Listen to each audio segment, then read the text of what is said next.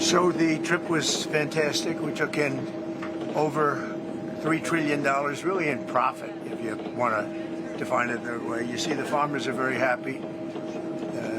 I think it's 25 million tons, but it's numbers that they've never seen before in terms of the soybeans, in terms of other things. We have numbers coming to our farmers that the farmers have never seen before from China. Our farmers are very happy. I suggested they go out and buy larger tractors and more land. Okay? We want larger tractors and more land because nobody's ever seen anything like it. I've given China great incentives to hold down the fentanyl, get rid of it ideally. You know, a lot of people don't know it's used as an anesthesia, it's used as a lot of things.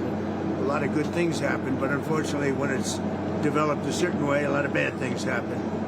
Because a lot of people would say, well, why is it made? I mean, it's made for a lot of good purposes, but it also has some very bad purposes when you design it a certain way and people can take it and design it. So China's working very hard on that. I really believe that. And they have an incentive. I'd love to get rid of the extra 10%. I put a 20% penalty on. I had a great conversation about it with President Xi yesterday, and I'd love to get rid of the other. As soon as we see that, we'll get rid of the other 10%.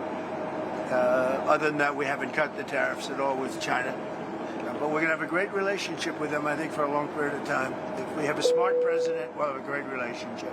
If we don't have a smart president, which is also a very strong possibility, then we won't have a great relationship. But China is, the meeting with China was incredible. The meeting with Japan, incredible.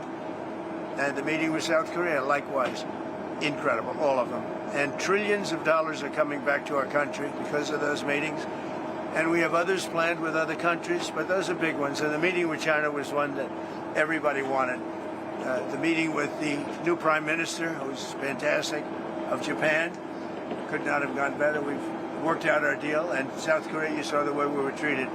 Our country is respected again. When they treat me with that kind of respect, they're treating our country with that kind of respect, which is much more important. And our country is respected again. Do you have any questions? Mr. President, there are reports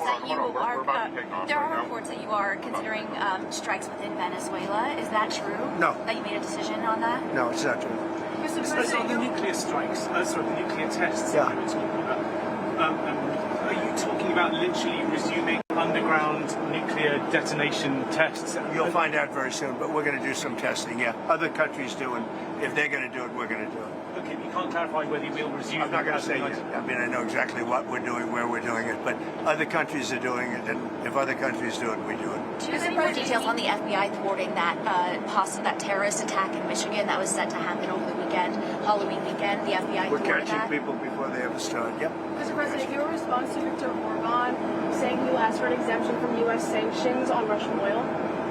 He has asked for an exemption. We haven't granted one, but he has asked. Victor, he's a friend of mine. He's asked for an exemption.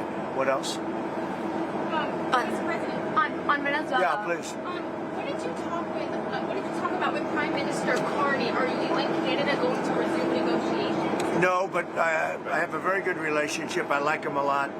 But you know what they did was wrong. He was very nice. He apologized for what they did with the commercial because it was a false commercial. You know, it was the exact opposite. Ronald Reagan loved tariffs, and they tried to make it look the other way. And he did apologize, and I appreciated it. We had a great dinner, you know, with other countries, as you know. And I think we have a very good relationship personally. I think that what they did was wrong, but he apologized. On the SNAP benefits set to expire tomorrow, folks are talking about putting out about canned goods and non-perishables for trick-or-treaters. Is there a possibility, like you did with the military moving around funds, is there a possibility to do that? Well, for there always is, Americans? but all the Democrats have to do is say, let's go. I mean, you know, they don't have to do anything. They don't have to agree. All they have to do is say, the government is open. And we only need 5 Democrats, but they're, you know, they've become a radical left party. They really have become a very radical left partner. And they've lost their minds. They've lost their minds. All they have to do is say, the government is open, and that's the end of it. And, you know, largely, when you talk about SNAP, you're talking about largely Democrats. But I'm president. I want to help everybody. I want to help Democrats and Republicans. But when you're talking about SNAP, if you look, it's largely Democrats. They're hurting their own people. Thank you very much, everybody. Thank you, Mr. President.